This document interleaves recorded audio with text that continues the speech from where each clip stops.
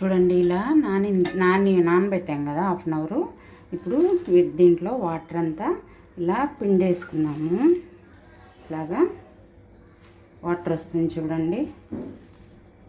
ఇట్లా పిండి తర్వాత ఇంగ్రీడియంట్స్ అన్నీ వేసి కలుపుకున్నాము. ఈ వాటర్ ఉంటే క్యాబేజీ పకోడీ ఏంటంటే మనకి క్రంచీగా రాదనమాట, మెత్తగా వస్తుంది.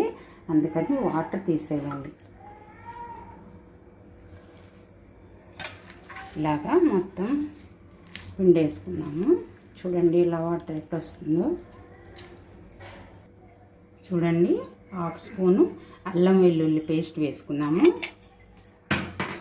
ఇందాక కొంచెం వేసుకున్నాం కదా, ఇప్పుడు 1/4 టీ స్పూన్ వేస్తున్నాను. చూసి మళ్ళీ లాస్ట్లో వేసుకుందాము. అల్లం వెల్లుల్లి పేస్టు, కారము మన టేస్ట్ని బట్టి